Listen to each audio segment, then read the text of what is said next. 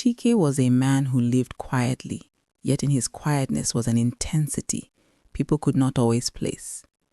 He had moved from a small village into Benin City, renting a modest apartment while building a business in electrical spare parts. Over time, his small trade grew, enough to give him and his family a comfortable life, a well-furnished home, reliable cars, school fees paid for his children, and the little luxuries that made city living sweet. It was during one of his trips to New Benin Market, while buying yams and vegetables for the week, that he met Amaka. She was vibrant, confident, and full of life. Their romance bloomed quickly, quietly at first, and then with an intensity that made others take notice. When Chike proposed marriage, Amaka's parents were skeptical. "We don't know his family. Where are his people? Who is he really?" they asked. But Amaka had made up her mind. She deliberately got pregnant, ensuring her parents had no choice but to consent. They attended the modest city wedding, the only family present being Amaka's own. Chike's family remained absent, and Amaka never pressed him about it, too wrapped up in love and the life they were building together. Life together was comfortable, almost idyllic. Their home was filled with laughter, the clamor of their children at play, and the quiet satisfaction of having enough. But Chike had peculiar habits. He avoided cameras, vanished when photos were being taken at school events, and never spoke of his past. Amaka, though puzzled, accepted it. One afternoon, they were shopping together at New Benin Market. Amaka carried a basket, while Chike examined peppers and tomatoes. The market was alive, with shouting vendors, sizzling roasted corn, and the smell of fresh herbs. As they walked past a stall, a middle-aged man buying yams froze when he saw Chike. His face went pale, eyes wide with shock. "Chike?" the man said hesitantly. Chike looked at him, frowning slightly. "Oga, you dey confuse me with another person. I no know you." The man's face contorted with fear and confusion. He looked around as if unsure whether the world itself was shifting beneath him. Without saying another word, he turned and left the market immediately. As he walked away, he muttered under his breath, "Now wow, my eyes they play trick on me." Amaka frowned, whispering, "Why did he act like that? What did he mean?"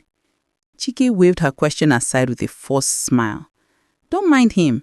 Some people just they confuse themselves." Over the years, 3 children came into their lives, filling the apartment with laughter, cries, and the endless noise of growing up.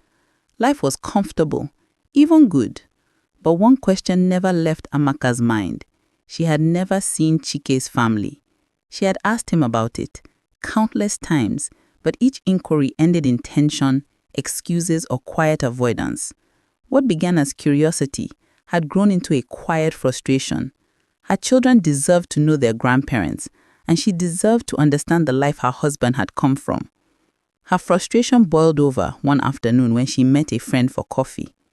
The friend, noticing Amaka's unease, teased mercilessly. "All this city wedding, nice house, fine husband, but no family. How will your children ever know their roots? What kind of marriage is this?" Amaka's cheeks flushed. Her hands tightened around her cup. "It's not just about me.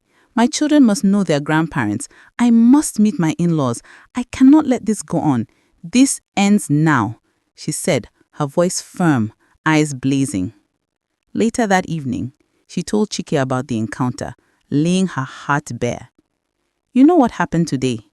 She mocked me, but it made me realize something even stronger. I must see your family. Our children need to meet their grandparents. I cannot raise them knowing half their story is missing." Chike was silent for a long time, staring at the floor. Finally, after much hesitation, he nodded. "All right," he said softly, "we will go." The journey to the village was tense. The children stared out of the dusty bus windows, curious at the red earth roads and scattered palm trees. Just before reaching the village, Chike stopped.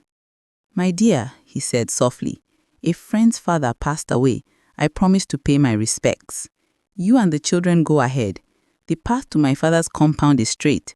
They will guide you. Amaka hesitated. Why can't we go together? He smiled faintly. I won't be long. You will be fine. Then he leaned down and kissed her lightly on the cheek. Amaka felt a strange, uneasy flutter in her chest, but quickly brushed it aside. Reluctantly, she led her children down the narrow red path towards the compound. Villagers watched curiously as the city-clad family approached. When she arrived, she introduced herself politely. Good afternoon, Mama. Good afternoon, Papa. I am Amaka, your son's wife. These are your grandchildren. The elderly couple looked confused, their faces pale and anxious. The mother asked sharply, Do you have a picture of him, a picture? Amaka shook her head. No, he never liked portraits. I tried. The old woman rose quickly, disappeared inside the house, and returned moments later with a worn, faded photograph. She held it out with shaking hands. Is this your husband? Amaka's knees gave way. It was Chike, exactly as he had been in the city years ago. Her heart pounded. Neighbors, alerted by the commotion, gathered outside the compound. Voices rose in confusion and disbelief. Villagers whispered and exchanged looks. The man from the market, the one who had seen Chike years ago, came forward, trembling. Yes, it is true. I saw him before. I wasn't sure, so I kept quiet while. The elders pieced it together. Chike had died long ago, yet somehow returned to the city to father children and continue his bloodline. His intentions, they reasoned, were to ensure his lineage lived on. Amaka was broken and trembling, weeping as she held her children. The truth was impossible, yet undeniable. Eventually, Amaka returned to the city, leaving behind the village that had once been her husband's home. She moved to Delta State, determined to start anew. Chike had left enough money, enough property, enough security for her and the children to live comfortably. Although she rebuilt her life, the memory of Chike lingered. Sometimes at night, she felt the faint presence of his gaze, a shadow of what had been. Her children slept peacefully, unaware of the strange, sorrowful story their father carried with him even in death. And in Delta State, Amaka became a woman of quiet strength, raising her children with love and care, carrying the story of a ghost husband in her heart. A story that would be whispered and remembered by those who knew the truth.